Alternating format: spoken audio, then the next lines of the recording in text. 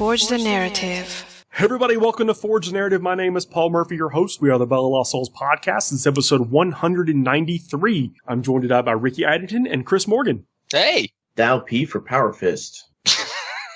Guys, welcome to the show, man. I know it's only been a week since we did the last show, but it is, how much stuff have we gotten? We were talking before the show, where do we even start to cover? It's a blur. Yeah, there's just so much. I think my phone is just about ready to, leave and go on vacation because the notifications are getting out of hand. Google now has Warhammer Community set as my most visited website on my homepage there, so that could be a sign. It makes it easier to get there, you know? It's very convenient. Yeah, I'm not far off, honestly, from that.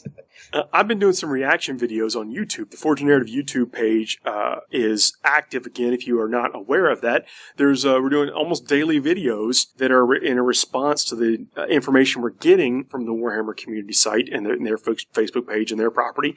And then as we move forward, we're going to be doing our own faction focuses and little 5-minute tactics and stuff as we start to digest the new edition when we get it in our hands. Yeah, and thankfully for you guys, we don't all have faces just made for radio, so... Yeah, it's worth checking out. You know, the comment section's actually been cool. There's a really cool community on the FTN YouTube page, Forge the Narrative, youtube.com, Forge the Narrative something. You'll find it, whatever. But the comments and stuff, they've been good. It's everyone, helping people out, finding people where the information goes. Some healthy debates over the effectiveness of certain weapons and that kind of stuff. But hey, whatever. That's what we come here for. Exactly. I mean, we're all about just brainstorming, getting things out there, and it's so hard right now, right, guys? Just because we lack so much context. We're looking at it, and everything is good. That's the thing. It's we're looking we'll talk about the Hellforged Leviathan Dreadnought here in a minute. But it's good. It's real good. Right. But everything we've seen has been good because, but a part of that is either it's just when everything is good, but then we don't know what's efficient and what's not efficient because we're looking at everything very much in a bubble or in its own vacuum. Yeah, well, yep. I mean, we don't have context for half of it, and we don't have points for the other half. So in our minds, it's all amazing, and I'm okay with that. I'm going to ride this hype train until it comes to the station. Can we talk about the Hellforged Leviathan here for a minute? I'd be offended if we didn't. Well, starting out, it's power level 16, which is, what is it? That's double what we've seen from the Rubric Marines, right? Yep. And what is it? It's almost triple what we've seen from a Squad of Primaris Marines. Well, you know what its real 16 value is? No, the strength. The strength. That thing is going to wreck face. Let's shelve that for just a minute because I have kind of something I'd like to mention about the numbers of this game in just a minute, if that's okay. It's your show, Paul. Well, I just want to look at the power level itself because now, do we think that this is going to be triple the points of a Primaris Marine squad? It is a lot of points in 40k 7th edition right now. I mean, yeah. I think it is. Just if you look at the dang the soul burner, I'm not going to try to say that, but I mean, come on, 2d3 mortal wounds for every hit, right there. I mean. Yeah, it's definitely going to be worth the points. You have to think, okay, so this thing, it has strength 8, as we covered, toughness 8, wounds 14, 4 attacks, lead 8, and a 2+ save. It has this damage table, which we're all going to get familiar with. It doesn't lose any effectiveness until you do half of its wounds. It's just it's basically the Bane from Batman of Dreadnoughts. Now it's just big and top heavy and Yeah, it goes downhill fast. I shouldn't say downhill fast. Once you do 7 wounds to it, its movement drops from 8 to 5. Its weapon skill and ballistic skill target number goes from 2 to 3. This thing right off the line hits on 2s on both the weapon skill and ballistic skill. And, for those of us who play 30k and know the ballistic skill of some of the better dreadnoughts there, like the Contemptors will usually hit on 2s when they're shooting. They've got a weapon skill of 5 as well. So I'm not terribly surprised that this thing hits like a truck when it gets there. Being something that has the toughness 8, I think that's a good step up representing the higher armor value, the 13 armor value or whatever it has, which means to me that Ironclad and Venerable Dreads may get that toughness 8 bump. Furiosos, that would be ideal as well. And I was actually thinking about that just because the toughness 8 means that your generic infantry weapons, it's going to be double their strength, so it's only going to be wounded on 6s, which is the best possible result with a 2+ armor save that you can hope for. And if it's anything like a Leviathan now in terms of survivability and things like that, it's going to have some invulnerable saves or something in there, perhaps even a feel no pain type mechanic, because a lot of the dreadnoughts that have those abilities that ignore like the shaken and stunned, those aren't going to matter anymore. So what do they replace that with? Well, I mean, it's got this one has the 5 up against shooting and then the 4 up against melee. So that's huge. That's invulnerable saves. Yeah. Yeah, that's a big deal. Not even counting what it's got. It's armor save. We often leave that part out of the discussion. I shouldn't say we leave it. I don't think we give it enough attention, is that even vehicles now and walkers and whatever will have an armor save in addition to their high toughness values. Yeah, it's huge. And I'm not even concerned. We kind of, skimmed over the fact that, it's movement 8 inches, 5 inches, 3 inches. So, once it takes half of its damage, it's still moving just 1 inch slower than it would have in 7th edition. So, I ain't worried about it even taking that much damage, because by the time it's down to half of its wounds, it's probably going to be there in your face already, hitting you hard, really hard. You should call your mother and, vent about it. Let's talk about how hard this thing hits. And that will lead us into that kind of point, the value the value discussion that I was talking about before. It comes with the melee weapons. It comes with 2 Hellforged Siege Claws and 2 Meltaguns and 2 Bale Flamers.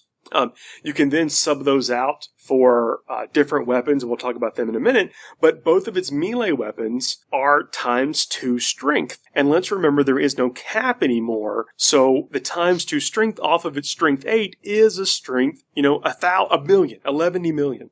The math to the checks nth out. degree, strong, 5 out of 5, would recommend to fight Rocky Balboa.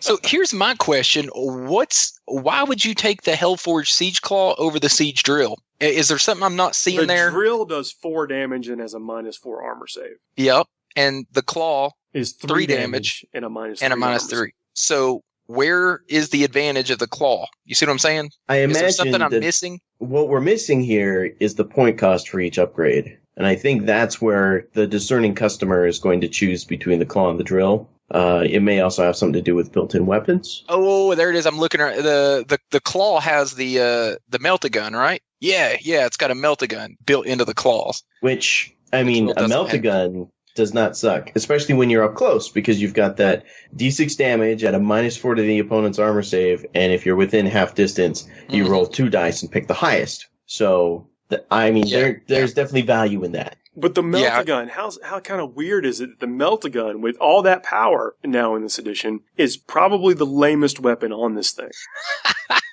It really is. Man, that's that'll mess with your head. Sorry, I messed it. It's not the Bell Flamer, it's the Hell Flamer, and it's a heavy D6, strength 5, -1 AP, 2 damage weapon that automatically hits. So it's a heavy D6, damage 2 weapon that automatically hits at an 8-inch range. That thing's beastly. Suddenly our 2-wound Terminators are not liking this idea very much of a flamer that makes them armor save on a 3+ and will kill them outright. Yeah, and let me talk about this strength 16 for a second. With the beauty of us abandoning that 10 by 10 chart of strength versus toughness, the numbers, you can have high numbers. It wouldn't matter if this guy's toughness was 10,000. Because he could still be affected by things in the game. It would just affect what is that 5 and what is that 6. Right. Yeah, I'm looking forward to it with the Imperial Knights. That's somewhere where I'm looking forward to it. Basically, just kind of looking at this, thinking about how it would play, and then seeing it on a bigger scale with the Knights, and just a lot more dynamic play that we're going to see out of vehicles now, instead of just park them somewhere and hope they don't get killed before they get locked into combat with something that can't hurt them. Well, let's take a look at this for a second. With strength, just coming out the gate here, knowing that the strength can be 16, and knowing that things aren't capped at 10 anymore, things like Knights and Land Raiders could have a toughness of 12, of 13, or 14, or whatever. And I'm not saying that they will, I'm just saying that things could exist in the game like that and it wouldn't seem so bad. Or the Knight Errant only has a toughness of 8. This thing could be really great at killing knights, and or killing things like that, and that's why you take it. And that's actually what he's built for. Yeah, I mean they're both toughness 8. They're both strength 8. I mean, honestly, the Hellforged Leviathan is just as strong as a knight and just as tough as a knight. It's got 10 less wounds, but it's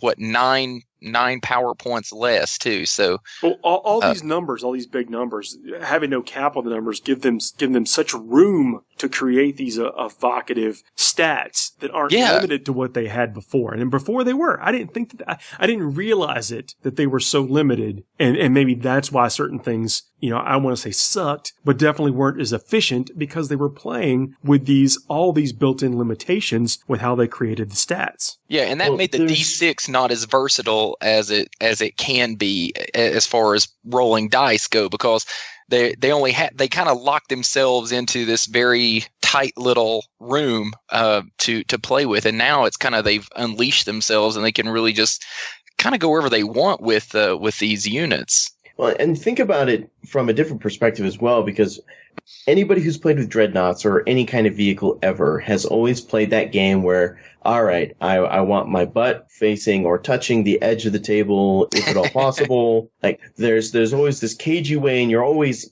dealing with this inner anxiety about, all right, well, if I face it this way, are those jet bikes going to zoom in behind and then shoot out their butts to shoot up my butt? Like, that's not an issue anymore. That was a lot of butt stuff there, Chris, but you're absolutely right. The Tokyo drifting of every single the most underappreciated Fast and Furious movie, one of my favorites. But I liked it. It was great. Had good music in it. No comment. Actually, it did. Chris, admit it. It was fantastic.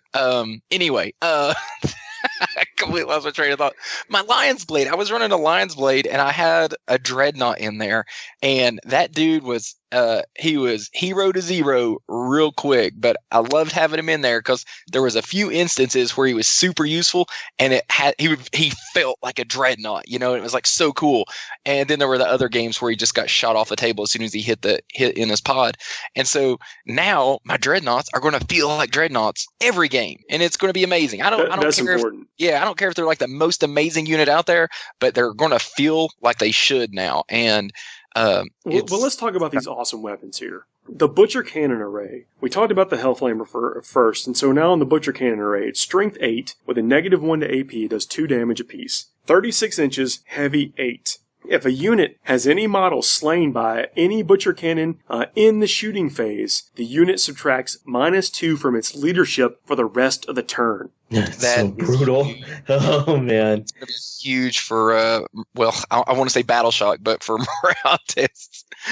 Because that -2, man. I mean, this is the difference in between losing a squad, and not. Yeah, a bad roll. I mean, it's almost like, you roll poorly on that, and that's 2 additional dead, Marines right there. That could be 2 additional dead Centurions. I mean, you remove models. You remove models for them. That's 2 dead Thunderwolves. Yeah. And one thing to keep in mind also is this gun is basically the Sunder weapon that they used to have. Sunder in 7th edition is great because it lets you re-roll the armor pen and armor value like void shields, things like that. So if Sunder is now turning into a leadership modifier like that across the board, oh my gosh, that is so good. We haven't necessarily mentioned this either, but like Chaos didn't get Leviathan Dreadnoughts until this data slate. Yeah, not in 40k. That's right. Yeah. So this is big for Chaos, and I think we'll see more of these things because the Butcher Cannon is on the it's not the Deceiver Dreadnought, the Decimator. Is that the big triangular looking one? Yeah, I think the one that skipped leg day. Yes. That guy. Okay, yeah. Continue. I know what we're talking about. And then like the Mauler Fiends. I mean, I know it's not the Decimator. I'm sorry, the Butcher Cannons, but they've got their own big lot of shot cannons. So these seem similar to me, but with that heavy 8, I'm pretty sure you're gonna get a wound or 2 on a unit. Dude, 36 inches away, you're hitting on what, 2s? Yeah. 8 shots. You're going to hit with what, 7? Neg 1 to save, and it does 2 wounds per hit, or per wound. Yeah. Damage 2. We should probably get it's a damage 2 weapon. It's gonna make a tactical squad disappear. I mean, jet bike squad's going away. Yep. I have to imagine almost any like bubble wrap unit is also probably going to, have a bad day. especially like if you, this is great for shooting low leadership units. Marines are pretty solid, and I imagine Marines are going to have some good leadership benefits. I mean, they're Marines, but if I had to guess, and they shall know no fear, we'll give them a reroll. Something, yeah. But I mean, imagine this on like some fire warriors, Bye. We're already hearing about armies that can mitigate the morale checks. Tyranids within synapse, and you have to imagine that guard with orders or commissars are going to be able to do things like that. And characters are going to be able to give their. There's going to be all different ways to mitigate it, but we still know it's going to be a big thing. There will be. I don't think every army or every unit is going to be able to benefit from the morale mitigation. Yeah, and that's good. Yeah. We don't want every one of them mitigating it completely, but it's been a staple of the Marines to be able to mitigate those morale issues. Obviously, they're going to have to play. This edition, Marines are going to have to deal with leadership a lot more. They've said that from day one. So hopefully, they still get something that lets them, mitigate it to an extent. But all the Tyranid players out there right now just don't even care. They don't even care about all this. Yeah, I'm excited about that. Like, that's what it should be. Tyranids should not make a leadership. Tyranids should not make a morale check if they're in Synapse. I don't care if it's broken. I don't care if Tyranids win every single tournament, because if anybody deserves it, it's those players that have stuck with Tyranids for the past two editions. I'm willing to bet that any Horde army that is in the hundreds of figure range is going to have a way to lessen the effects of morale. But let's keep going here. So the Soulburner Robotkin is heavy 2d3, 1 damage, but it does mortal wounds. Mm-hmm. On hits. Just has to hit. Each successful hit roll made with this weapon inflicts a mortal wound instead of a normal damage. So that's 2d3. Hitting on twos. In my opinion, that one is going to be a great character. That's going to be like your assassination tool right there. Too. Yeah. Yeah, I like it.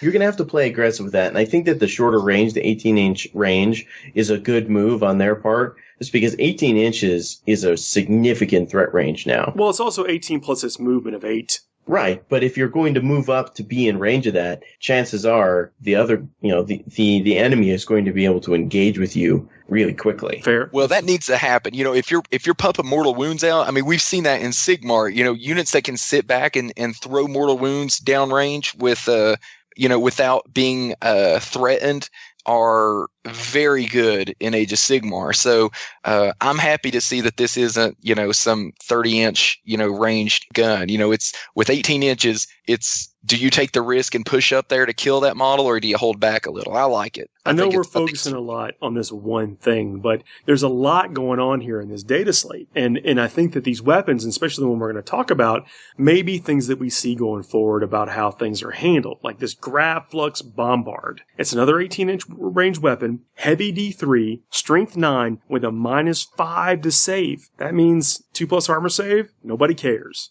Damage 2 weapon, and then here, let me get the special rules out. Is that the target? If the target model has monster, vehicle, or Titanic keyword, then the amount of damage inflicted by the weapon becomes 5 per hit. For every 5 models in the target unit, add D3 to the number of attacks made by this weapon.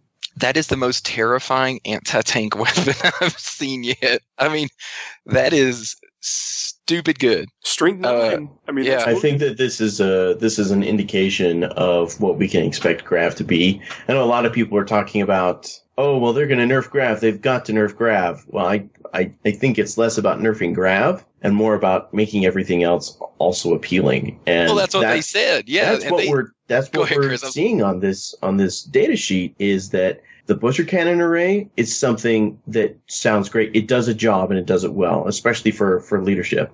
The Mortal Wounds one does a good job. Now this Grav-flux bombard, you could kit this thing out to do several jobs. Yeah, you can't take all the weapons. You have to make a choice when you take this which arms you're going to sub out. You can't have all the weapons. Right. Sorry, Chris, go ahead. No, you're absolutely right. The main point of that is that this is not a one-trick pony. This is not a unit, and I hope that this stays true for all the other units out there that we're going to see coming the next few weeks. This is not a unit that you automatically look at as okay, I'm taking a Leviathan. That means I'm taking the Grav-flux bombard bombard, and a claw every time. Don't even have to think about it.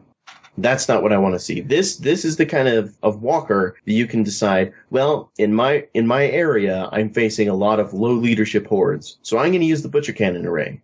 There's fair. Well, there's going to be ways to use it. The thing about it that makes it really awesome is, just think about it as like, hey, I love that Leviathan model, but it doesn't do what I want it to do, in my army. Well, now every option on this is super attractive. It seems to have a purpose. Now, if this thing is 5,000 points, then maybe it's inefficient. But on the surface here, it looks unless it's like a 500,000 point game. Well, I mean, just on the surface here, it looks like this is something you could work into your army. And going down to it even can heal itself in close combat for every model it slays, or you roll a 5. If you roll a d6 and on a 5+, it gets a wound back. So, maybe it goes down to 7 wounds and it just pops right back up.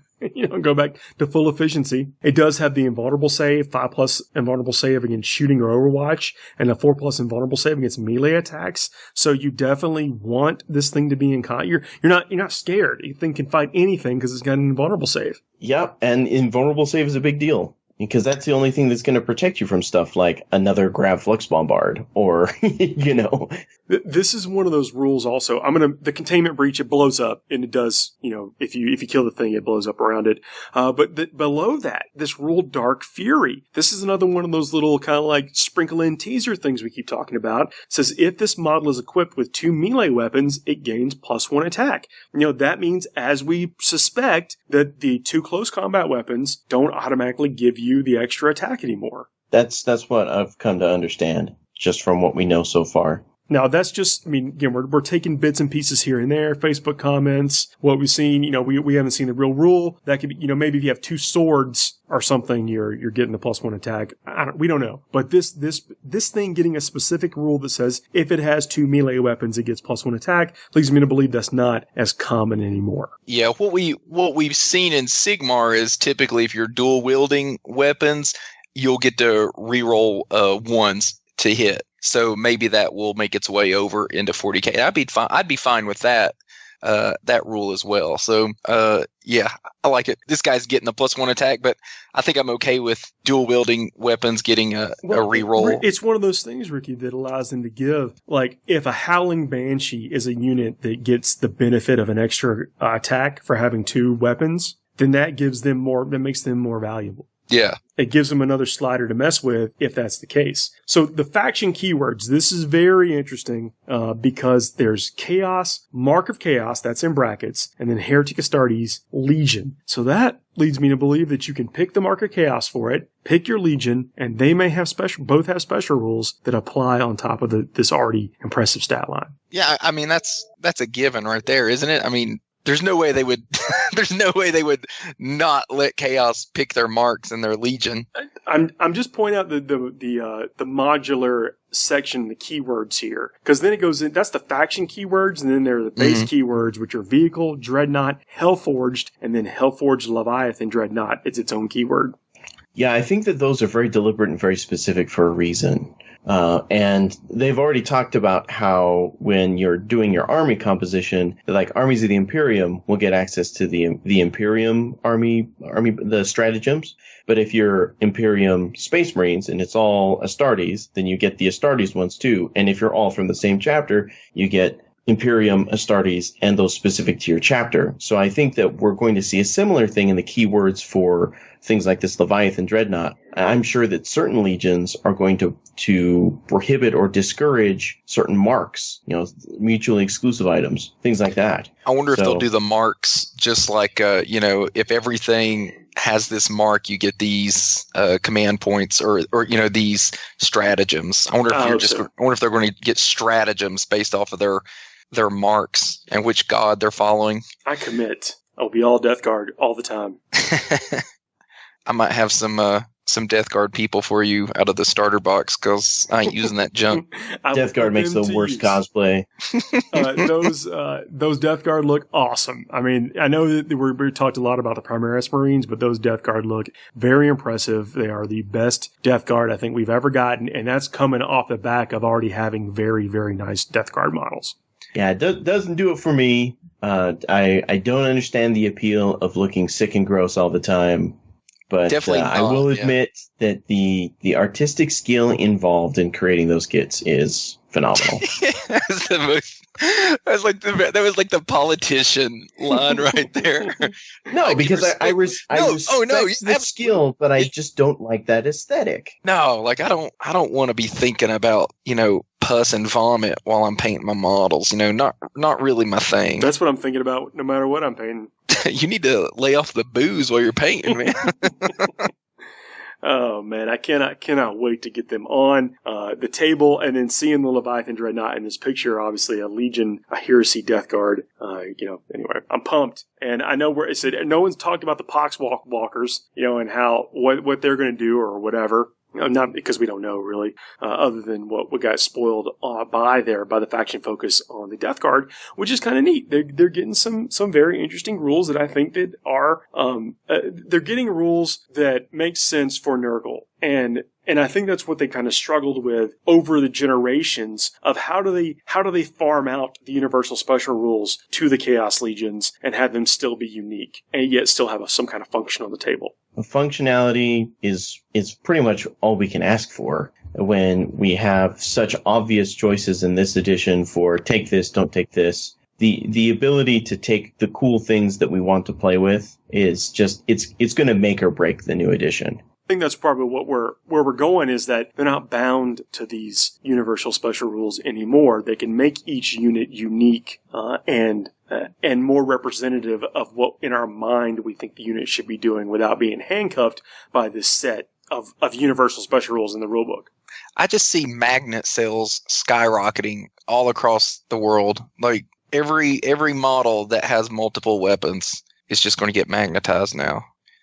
Well, there's going to be some people that I know that do magnetizing work for me that are going to be very happy and a little bit wealthier because let me tell you what, guys, my magnet game is not great. I am really, really good at breaking everything I try and attach magnets to.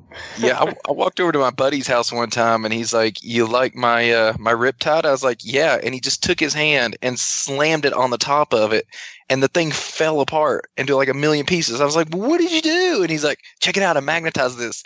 So he magnetized every piece of his Riptide so that it will all fold down and store into one of those 1-inch pieces of foam. And he doesn't ever worry about dropping it because when he drops it, it all just falls apart and goes back together. It's like a Lego Riptide. My Storm Raven my Blood Angel Storm Raven, the first one I did, is magnetized in a very similar way. And the look on people's faces when I just like flip it, hit it by the wing, and the wing it flips and it falls into like 5 pieces. They're like, "Oh my God, I'm so sorry." Oh yeah, you should buy me a beer. I wish that something like that could exist for Fire Raptors because this guy I was playing next to at the LVO, his Fire Raptor just fell right off the table and shattered like into a million pieces, and it was heartbreaking. Magnets ain't going to save resin, buddy. Sorry. Nope. Nope. So the Death Guard are going to keep their kind of ignore injury mechanic. So they're not calling it feel no pain in the faction focus. They're specifically referring to it as disgustingly resilient with their own rules. So maybe you've got to save each wound instead of just ignoring the hit itself. Yeah, and I imagine that for all of those that have that sort of feel no painish mechanic now, like say Death Company, are going to have a similar mechanic. And it will be really cool to be able to use that against weapons that before we weren't able to use it against. Yeah, I think you're right on that, because the instant death is now seemingly non-existent. I'm pretty glad about that. I'm kind of happy to see the instant death rule go away, and a lot of this stuff, even, instant death's gone, D is gone. There's these weapons out there now that are going to almost kind of sort of cause the same effects, but for the most part, you have a chance now against a lot of stuff instead of, the way it used to be, instant death, just, oh, you're cool, awesome character. Oh, wait, he died to my strength 8 weapon. So I'm glad to see stuff like that go away. I know we spent a lot of time talking about the Hellforged Leviathan Dreadnought, but we focused on it so much because of the new concepts that have been introduced in this article. And that's what we've seen in all of them. The article may be about, or may be titled about one specific thing, but if you really look deep into it, you can start to kind of piece everything together. And, it's almost like we could play the game right now. if we knew what the stats of things were. Yeah, I mean, I've got a buddy that has taken what they know and has, played a few test games already. I mean, I'm sure it was mostly guesswork, but he said it was a lot of fun. hey, that's cool, though. All right, well, let's take a quick break, and then we'll come back and talk about more of some of the actual, bits of rules and stuff that we've got, like transport vehicles and close combat weapons and stuff like that. This is, it's all been cool stuff. We'll see you in a minute. Forged Narrative is brought to you by Dicehead.com. www.dicehead.com. Games, hobby, supplies, and comics. They have it all. Hey everybody, we are back. I'm still Paul. I got Ricky and Chris. Round 2. Transporting you to a new segment. Oh, look what you did there. Good job, buddy. Tied it together. Thanks for hanging out after the break. I have heard from folks on Twitter that the Player FM app doesn't broadcast the whole show. It only broadcasts the first half or half of the show. So I apologize if you're listening on that app and you're hearing us now. You made it. So we should just front load all the good content for the first half of the show. Well, I don't use that app, so I can't troubleshoot. And of course, they just pick up the feed on their own. So if you are listening and you're having trouble with any of your apps, you can go to forgethenarrative.net and subscribe to that. And it is in iTunes. And if you have an RSS feed that just a service that grabs RSS feed for you, you can subscribe to the .net also and grab the feed. Yep, good call. But if you are someone that has trouble, hit us up on Facebook and let me know, and I'll do what I can. I can't promise with some of these other third-party stuff, but I just wanted to let you know that we are listening, at least to what you say, and we'd like to help with the solution if that comes up for you guys. For sure. So transports. Chris was trying to be sly. I didn't want to run over a Segway because that was pretty slick. In Soviet Russia, Segway runs over you. Well, transport's going to be working a lot differently now. I mean, with the Rhino Rush, real popular in 3rd edition. My favorite. And then they've been beat back, with flamethrowers and machetes. The idea of that assault is bad and getting into close combat is a fool's errand. That's really what the editions have been telling us. Yeah, no more. How does it work now? So transports are interesting in that there's no more of these mechanics about, well, if you move, you can only move so far and people get out, or if you don't move, people can get out and then you can move in the other direction. Now it's just straight up units disembark at the start of the movement phase before the transport moves, but then can move, shoot, and fight normally in that turn. So that's every transport. That isn't assault vehicles. That's things like however drop pods are going to work, but rhinos, whatever those weird truck things that the Gene Stealer cult drive are called. Goliath. Of course, Goliath. I think they're called Goliath. I think it's a Massey Ferguson or John Deere or something. It's a tractor. Who we kidding? Yeah. Well, I mean, David already broke it. So any transport at all, you can get out, move, charge, or move, shoot, and charge, depending on your guns or however that's going to work. As long you can as do all it those has things not now. moved itself. As long as it's the beginning of the movement phase, you can choose to disembark. Mm-hmm. So this isn't the sort of thing that you can do is all right, I'm going to move up my full, the example they give is a Star Weaver, one of the Harlequin transports. 16-inch move on that bad boy. You can't move up 16 and then get out. You got to do it first. You got to play a little risky with it. You've got to go to where you think you're going to want to get out to position yourself to do a charge. Now, what my favorite part about this is especially for those of us who have typically faster vehicles, I mean, Blood Angels in particular, everybody's expecting me to say this because of who I am, but the fact that our rhinos historically have been able to get up the field further, it always sucked in 7th edition because you could flat out and go, full 24 inches or whatever, but you would lose your rhino the next turn and then your dudes would just sit there after I got blown up and be like, well, hi, I can't charge you, shoot me for a turn. Yeah, they've never been gotten out of a rhino before. That's like, oh, hey, look at it. Hey, have you seen that? That's some interesting architecture. Like, no, just go get them, boys. Well, let's not have this be undersold too. That the vehicles now have the same stats, same behavior, and same rules as infantry models. So these, the Rhino or the Chimera, this is what I see happening a lot, and I mentioned this in one of those reaction videos, is that you could, say, vets, IG vets, Astra Militarum vets, with all their good shooting weapons, they go up, get out of the Chimera, shoot their guns, the Chimera charges the whatever unit to basically run as a blocker. So it possibly ties up a unit to prevent it from being able to shoot and or assault the vet squad that just got out.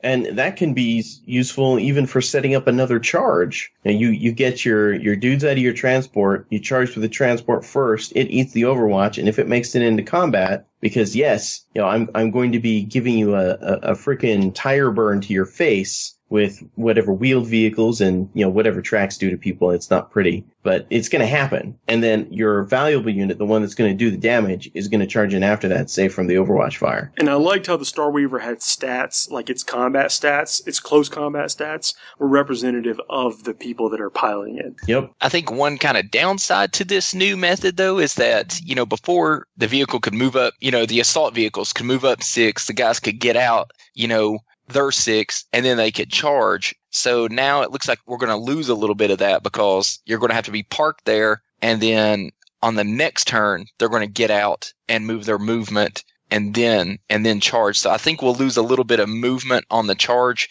Let's think about this, though. We haven't seen the full stats of one of these vehicles. We've only seen the stat line. We haven't seen any of the keywords and what the special rules. Look how far they've been willing to push it on the full data slates that we've seen so far. Yeah, and I think the disembarkation rules are going to matter, like how far they disembark and stuff like that. I get that we don't see that, but just what based does an off open top vehicle mean? What is a previous vehicle that had the assault vehicle rule? What does that mean?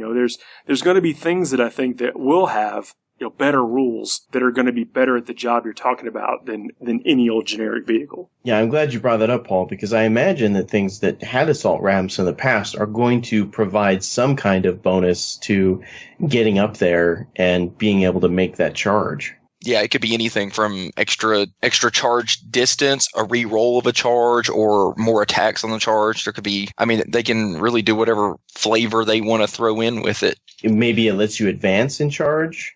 Yeah, absolutely. There could be it's whatever number of things whatever they want. Yeah, and they're willing to do it, is what it seems like, and that's the cool thing. So one of the other big things in this article is that the transport capacity of the vehicle is all that matters for putting people inside. So let's say it holds 10, you could put 10 heroes in there.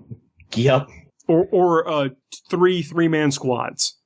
Yeah, and that's my favorite thing about it is that I don't have to, try to finagle stuff or get extra transports just to carry this or that. So now you can have, you come up with some crazy combination of characters in a squad or something and throw in a servitor and from a tech marine here and there and all this junk. So now they can all just get in there. So, before trying to it's less tech marine with a few servitors. Less of a ticky-tack thing. It's less of something nonsensical. Because on the battlefield, if a tank's driving by and it's got a spot in it, and even though if I'm another squad, I'm probably jumping in. Yeah, I'm not going to be like, no, buddy, you're second squad. Beat it. Actually, I'm in the military. People would do that. Yeah, I know they would. No, I know. Yeah. Oh, gut check.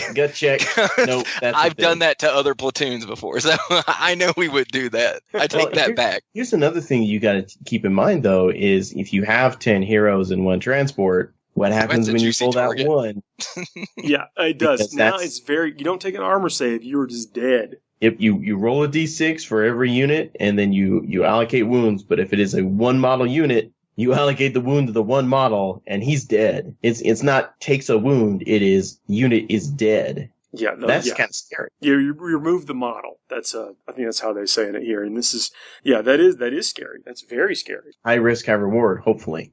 Yeah, right. And I don't foresee many situations where you would put 10 characters in something like a Rhino. I don't know that would happen, but at least there is this trade-off because now it seems like these vehicles are going to have they're going to be more than just one turn of defense for the unit inside. Now that's all they've been. They've been people got them because they were free in a lot of formations that you saw, or they just got them to give them one round of defense against some overwhelming firepower. Well, here's another thing too, is with the stratagems, the generic stratagem, there's one that lets you re-roll a die. It's like, oh, I'm spending command point. I just rolled a 1 for my Terminator captain or, whoever's the big bad. I'm just going to use a command point to save them. So that also gives you just that little bit of insurance against bad luck. It won't help you against the super bad luck, because we know that there are people out there who roll 2 1s in a row. I mean, there's the Phantom Inch helped your charging problem, Paul, but I don't know if there's any insurance for this kind of thing. Oh, it's only going to be a matter of time before my luck adjusts to that Phantom Inch. Like, look. Adaptive luck. Yeah, it fooled us for a little bit, Mr. Murphy, but now enjoy your 3 months of assaulting. Now it's all over. Karma has realigned. Oh, have we talked about close combat weapons yet? Speaking of assault? Yeah, Not today. I don't even know anymore. Like, honestly, it feels like... when did we last record? Was that a week ago? Because that was like 3 weeks ago. I'm pretty sure. Was it? It in feels terms like... of actual like man hours, it was probably The a week, article but for close combat weapon came out on Friday, so I know we recorded before that drop. Okay, so we have not discussed this. But how? I mean, that's what we're talking about. Like this article feels like it was forever ago now with how we're getting this information. I've lost all concept of time. Yeah, I don't even. Yeah. The close combat weapons, it gives us rules for power axe, power sword, and the power staff. Sorry, power maul. And the power axe, it's maybe going to take a back seat now. A +1 strength, a -2 to armor save with 1 damage. And then on the other end of the spectrum, the power sword, which, we didn't take it specifically because it couldn't get through armor. Now it's just the strength of the user, but is a -3 to your save. I had this really big debate with somebody. I don't know if I'd call it really big, but I had a debate with somebody about the armor crunching power of an axe versus a sword. And I'm actually really okay with how this works, because when it comes to an axe, you're not looking to have a sharp edge or a point that cleaves through armor. It's not a finesse weapon. No, it's you want it to bend the helmet so that the concussion kills the person inside, because the skull's not shaped like that. So it feels okay for me, and I think that there's still going to be circumstances, like, for example, sergeants in a guard platoon or whatever, where that +1 strength is going to make a difference, and that minus to the armor save is going to sacrifice a little bit. +1 strength is actually going to make that much of a difference. Now, this is just me. I'm cynical of the 5. I'm cynical of that 5 category on the die to wound. Right, but it's better than the 6 category, and if that +1 strength puts most of your threat range in the 5s instead of the 6, that's a benefit right there. Okay, I'm with you. My biggest thing is just look at those weapons. Look at how, versatile the power weapons are now. And there's no right answer in any of these. It's, hey, that power axe is going to, be a little better here and a little stronger here, but the power sword is going to cut through everything, but not be as strong. I love that now you can take any of these weapons and they're all going to be situationally very good. And, I think that's the good thing we got going with power weapons now, is that, they all shine in their own way. Yeah, I'm over here just wringing my hands with all these Grey Knight models on my shelf. Oh gosh. Man, Grey Knights are loving the force this. Weapons are going to do D3 wounds, and they all come with force weapons, and most of them are power swords. Yeah. 2 + 2 equals dead dudes. Yeah, okay, so the chainsword, the weapon that's, I love this. The trusty weapon of every assault marine, good and bad, heretic and loyalist, the chainsword. Now, even striking scorpions. True. So each time the bearer fights, it can make 1 additional attack with this weapon. 1 damage. That's fantastic. I love it. That's taking I place. want to point something out. Oh, go ahead. With the way that close combat's changing, where you're no longer getting the 2-weapon bonus, there's been conversation out there. It's like, well, it's actually a wash because you lose the attack from 2 weapons. It's like, no, you don't, because you have a pistol that shoots in the shooting phase before anybody gets to swing at you. Like, you're getting an extra attack just by having the chainsword. And we don't know that pistol rule isn't going to say that you can use that in close combat. You don't know yet. Yep, that is also a thing, because let's be real, Ricky. I have melt-a-pistol sergeants that are really excited about kneecapping some knights. I am going to just stand back and shoot you with my ridiculous thermal cannon. The power fist, we got the stat for that in an article also. And the neat thing about this is that it's not unwieldy anymore. Now, well, it is, but it just translates into a -1 to hit. It's like, oh, that big thing's coming at me. Let's move. Yeah, it makes sense. It would be harder to hit you with it. Yeah. But now I think it behaves a lot more like we imagine Power Fist to behave, and more about how they write Power Fist to behave, which is kind of scary to say. Someone pinch me something behaves more like it's written about in stories. That's what we're seeing with lots of this stuff. But, and I was kind of bummed with the fact that it's only -3 save and then D3 on the damage. But then I thought, well, they need somewhere to go with the Thunderhammer. Yep. We had this conversation, didn't we, Paul? Yeah. And, so that's fantastic. what do you guys think the Thunderhammer is going to do? Just looking at the Power Fist, what are you saying that I'm going to see when I see a Thunderhammer? I think we're going to see a bigger AP, and I think we're probably going to see like a D6 damage instead of a D3. And the reason I say that is because concussion isn't going to matter anymore, right? Well, you're not.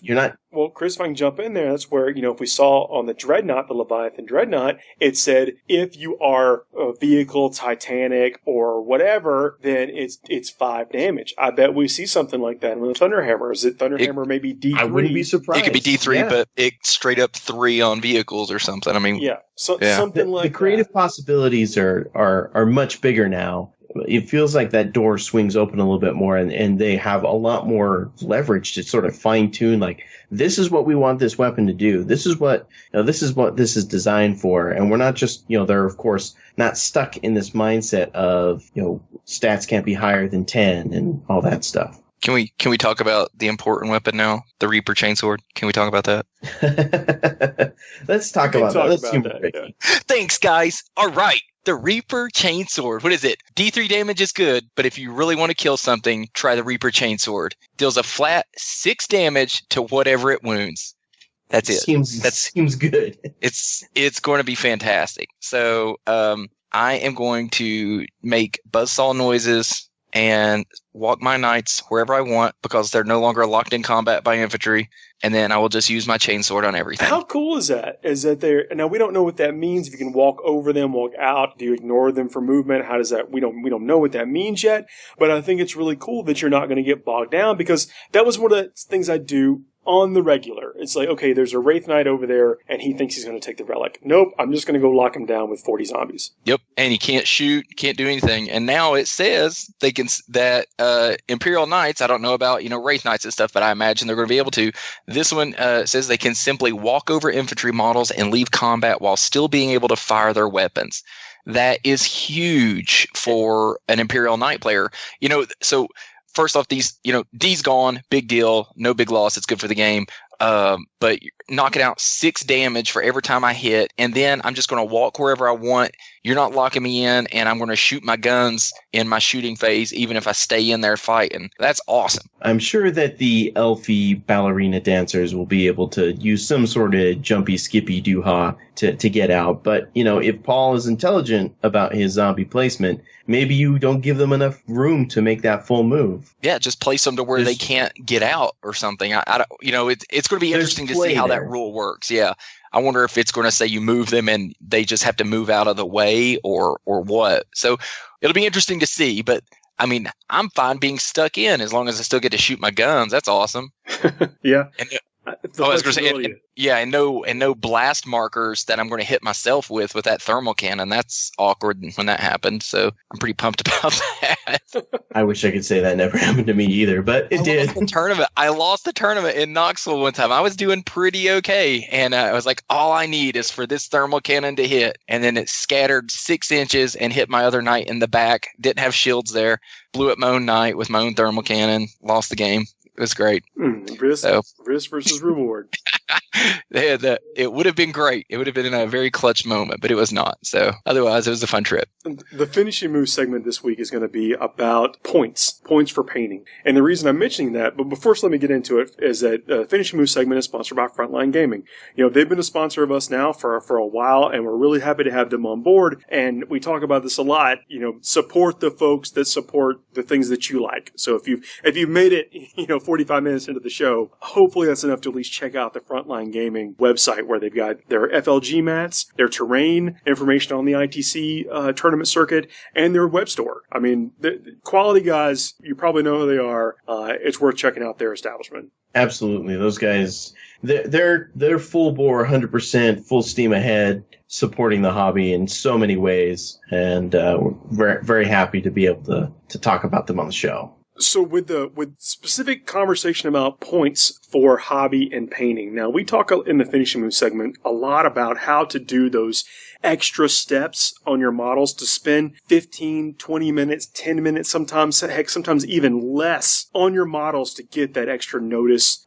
Maybe it's just a checkbox on a rubric. Maybe it's so somebody walking by 3 feet away will look and stop and say, "Hey man, nice army."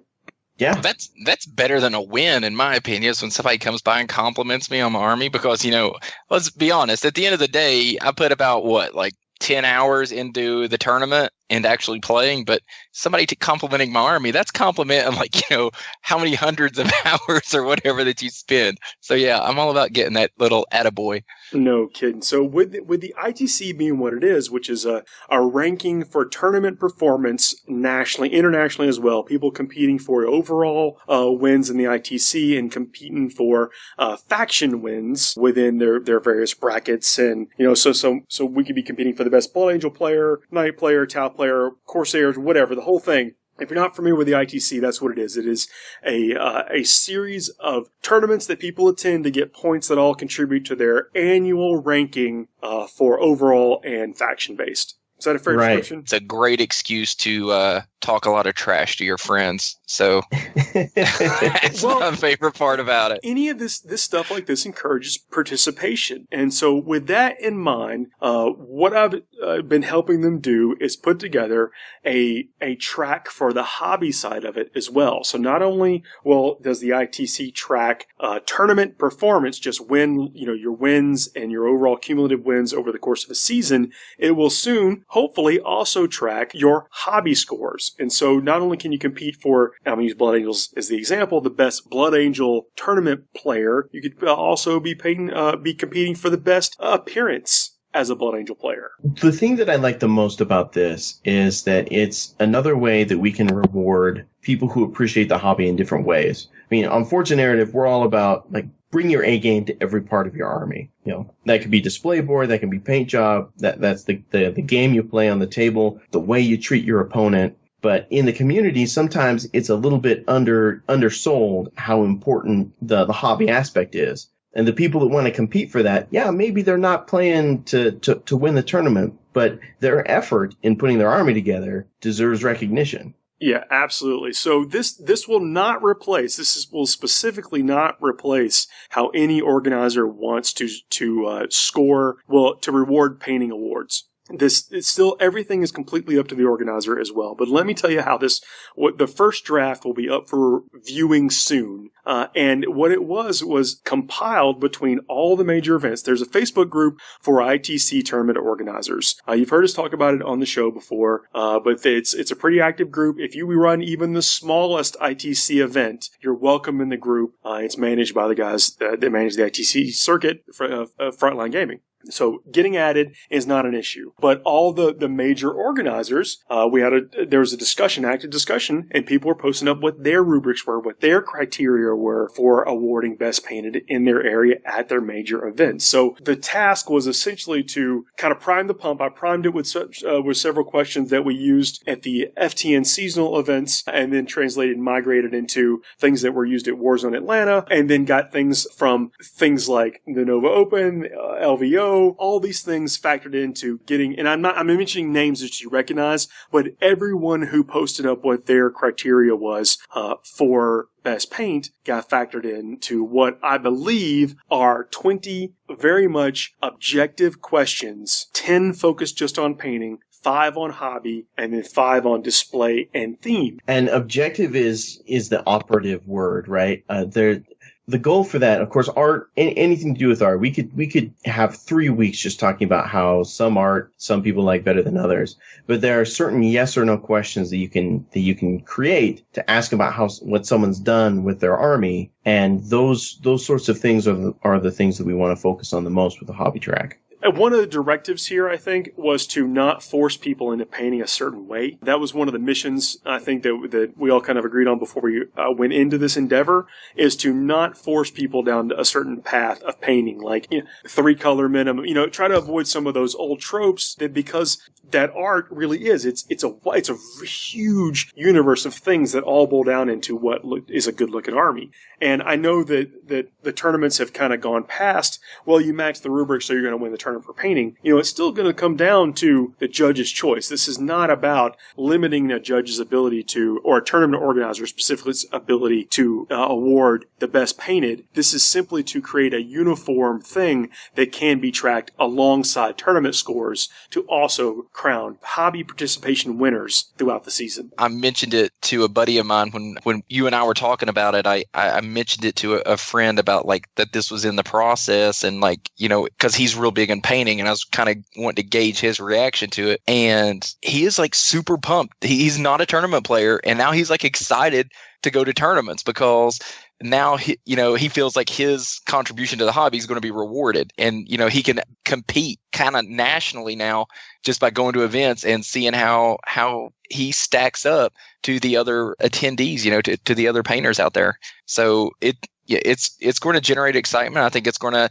definitely help those some people out there who don't necessarily get motivated to paint. I think it's going to help motivate those guys to bring the best army that they can to the tournaments too. So, and I mean, we pulled lots of different. Everyone was free to contribute. We got T-Shift, Wogfest, Plains of War. I mean, any large tournament that you've heard of or considered, it probably even attended if you're listening to the show.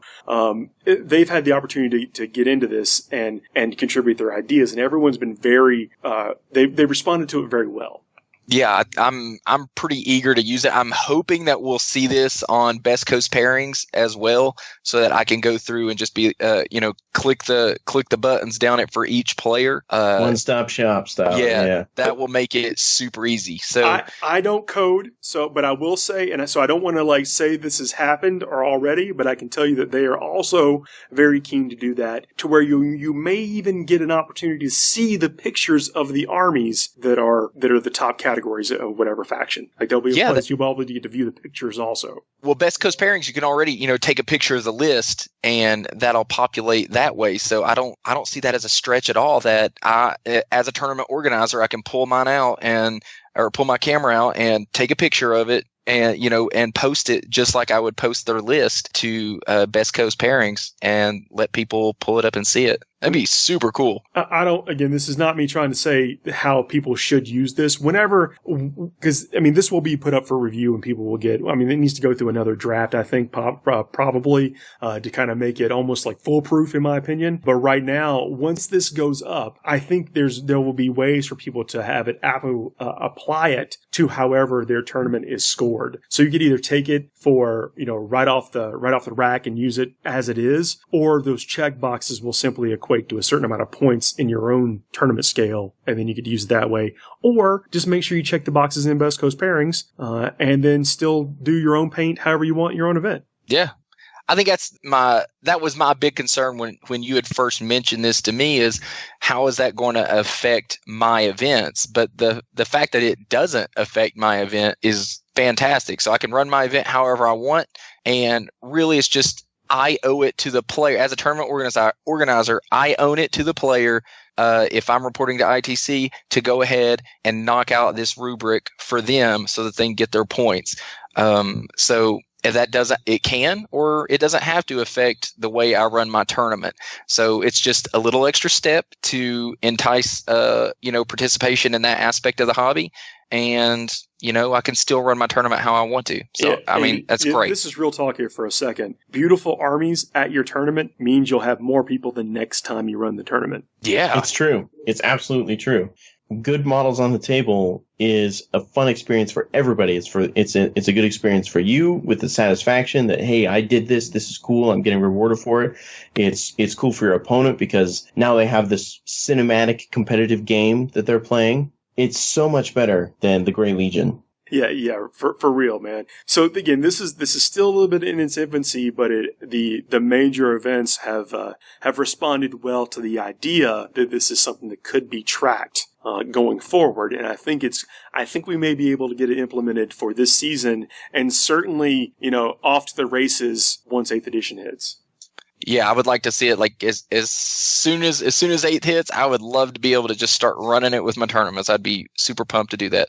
Yeah, hopefully it gets that far. 'Cause again, it's the draft is there, and you guys have seen it. You guys can give me some feedback. If anybody is curious about this and you want to get in on the discussion, and you do run tournaments for the ITC, and you're already a member of the group, check it out. If you are in the group, you can search hobby in that group, and you'll find it pretty quickly. If you have any questions or even have some contributing ideas, we'd love to hear them about them on the Forge the Narrative Facebook or on Twitter or whatever. Please hit us up, because again, I want to make it clear that this is not our ideas of how it should be done. We're trying to build a consensus with everyone that does this, on the regular, has to deal with this and be accountable for it at the local level. Yeah, ultimately, everything that we're doing is for the good of the hobby and the most, what we can do that will make the most people happy and help people appreciate everything that this hobby has to offer. We want to serve them. I think the big takeaway from it, though, is that it's not penalizing people who don't adhere to this painting rubric. If you didn't care about it before enough to paint your models, it's not going to affect you in any way. It's a separate scoring system. So if you're still in it just for the wins, to get the highest points you can, the best Grey Knight player in America, from a competitive standpoint, your painting points is not going to affect that. So it doesn't hurt you, but it just gives other people an additional way to participate and compete in the hobby. Yeah, man. I think that's probably the best way to phrase it. And we'll close out on that. This has been fun. It's been fun to see everyone's ideas and to really look objectively at their painting rubrics, because this is one of those things that everyone feels like they had the best way to skin the cat. And every single one of them had a great idea, and trying to boil it down into 20 questions is not easy. And it may go higher than 20 questions. It may go lower than 20 questions. I don't know what the